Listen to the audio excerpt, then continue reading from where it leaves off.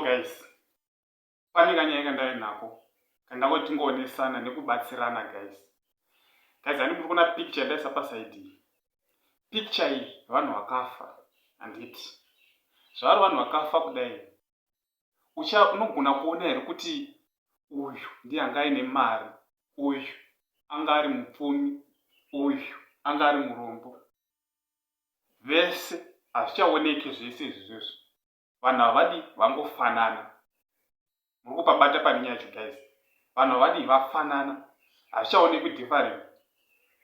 Kuti uyu anga ari rich, uyu anga ari poor. Tese tafanana kana munhu atodi afa. Sanyaya yangu yakamira yakadaiwo. Ndoti guys, humble yourself. Ungava une mari yakawanda sei, ungava uri mupfumi wakaita sei, iva humble. Usadzakisira vanhu, usashoora vanhu, usatsvinyira vamwe, usaharasa vamwe nenyaya yekuti une bhegi, nenyaya yekuti uri mupfumi une zvese. Iva humble. Batsira vamwe kana uchitokwanisa kubatsira uri munhu ane mari. Because chinoitika ndechekudayo, musi waunofa iwewe, paunofa, imba yako iyoyo yaunogara, yakuti haisi tinogara dzimba dziri special, dzimba dzemari, haupindi nayo muguva. Unopinzwa muchicardbox, mucoffin, zvese zvinosara imba yako iyoyo. Inosara imba yako yaunoti ndeye mamillions. Bedroom yako iwewe yaunorara, vanoti bedroom yangu ndoda bedroom yemari yaukagadzira ukadii, ukaisa zvese yaunoti ukaona chero chitombo chaicho zvimavhu chaizvo unotokomplaina kuti ko mavhu avo ari kubhepi. Handisi kuda kumaona mubedroom mangu.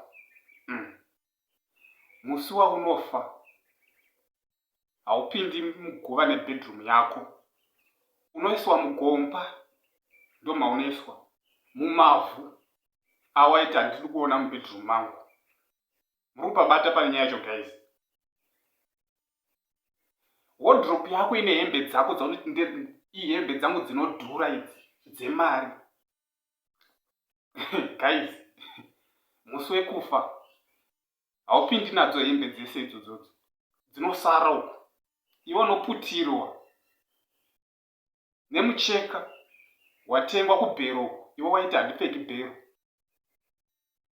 ndo waunoputirwa nawo mucheka uchiti ndinopfeka malebho. Malebho ako ese anosara, woputirwa nemucheka.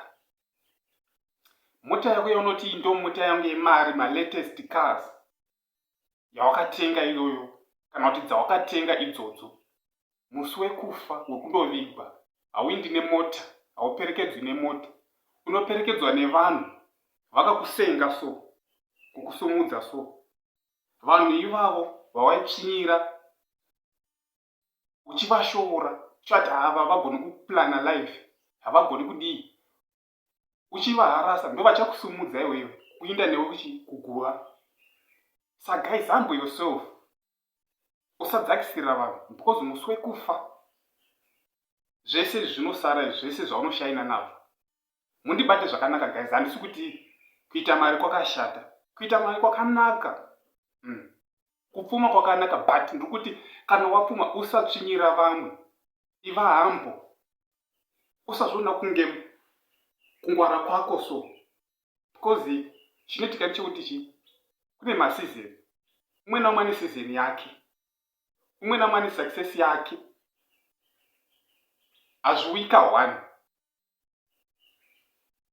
Because pakubudirira tinobudirira zvakasiyana. Tinobudirira nenzira dzakasiyana. Saka kana wabudirira usashoora mumwe asati abudirira kuti uyu agoni kuplana life, uda kumitisa, uda kumudii zvese uchimudii, uchimushoora, uchimusoropodza, uchimudii. Ayo, nguva yake ichasvika. Saka ndikuti kana usatsvinyira vamwe. Because musi wekufa guys, zvese zvinosara izvi. Zvese zvinosara, hapana chinoenda muguva. Zvotosarira kune vapenyu vasaro. Ndine nyaya yandakuya nayo guys, nchingoti guys, humble yourself. Kuita mari hako kwakanaka, asi kana waita mari dzako chirega kutsvinyira vamwe. Iva humble. Thank you guys. Like a Hellcat.